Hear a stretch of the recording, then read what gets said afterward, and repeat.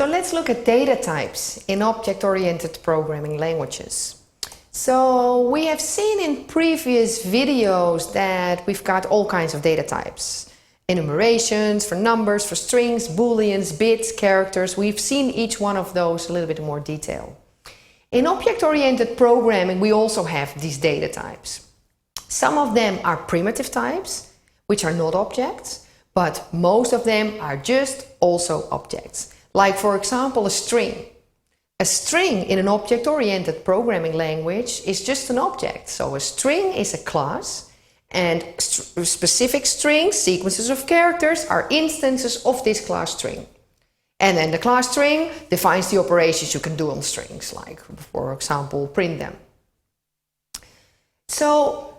But we need more than these primitive or basic data types. And we can define our own data types in object-oriented programming by defining what is called an abstract data type, an ADT. An ADT consists of some data and operations that we want to do on this data.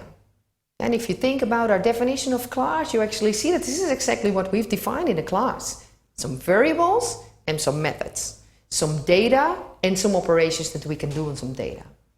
Let's have a look at some examples of abstract data types that we have in object-oriented programming languages. An array. An array is a collection of data items. Here on the slide we see this collection of data items. The blue ones are the data items, and this is the one we store them in an array. The array is called C. It stores integers, and in this example has 8 integers. And here in this statement that is reflected here on the slide, you see that we have initialized it with these 8 values. 45 is at position 0, 6 is at position 1, 0 is at position 2, 72, and so on and so on. And in position 8, there is at position 7, there's 62. So see that the position starts counting at 0. So from 0 to 7, we've got 8 data items in the array. So this is a typical array that contains integers. And this is what is called a homogeneous array, because all the items in the array have the same type. We can also have things like heterogeneous arrays. Then it's the same, but it can have different types of items. So it can have integers, strings, and other type of objects. So elements in these type of arrays are normally accessed by the position in the array, like you can see here. C5 has value minus 89. Here you see it. At index 5, there's this number. C0 has value 45. As you can see here at position 0, there's 45. So this is an array, generally. So how can we make these arrays in object-oriented programming? So we make an ADT, an abstract data type, operations and data. So the data is just your items you want to store in the array, which in this example are integers. So what are the operations?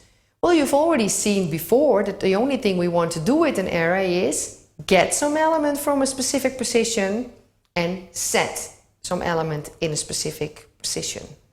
And obviously it would also be handy to know if the array is full or if it's still empty and it doesn't contain any elements. So here you see a definition of an abstract data type for arrays. We've got data, which is the items we want to store, and we've got the operations. Get an element from a specific position I, set an element to a specific value at a specific position I, is full and is empty. And using the notation we've seen before, then it means that get I from the array C is written like Ci. Okay, and set the same, it's just assign to Ci the value of V. So this is arrays. So a disadvantage of arrays that you can imagine of is that it's a sequential representation of data. So imagine I want to insert this brown item into the array on the slide. I have to move all the elements aside to fit the new item in. And obviously this is slow because this costs processing time and because we have to move all the elements. So to get over this disadvantage of arrays, we want to look at another abstract data type, which is linked lists. So if we have an array and it's difficult to insert a new element, look at the linked list below. Imagine that I want to insert this brown element into this position of this linked list. Well, this is easy. I just say, okay, the next item of 2 is now my new brown element, and the brown element's next element is what was previously at the 3rd position. And I've got it inserted. So I only have to move these 2 arrows, which are called pointers. Here's a linked list and a terminology. This is the head of the list. This is the tail of the list. And here you see these little arrows that indicate that you go to the next element are pointers. And so we make a list of elements that are linked together by pointers. So, as an abstract data type, this means that the data are the items that we want to store. And as operations, what we want to do is, for example, prepend an element to the beginning of the list, append an element with value v to the end of the list, insert an element with value v at some position I in the list, delete a specific element, and look if the list is full or empty. So this is an abstract data type for linked lists where we have data and operations. In the next part, we'll look at some more data structures.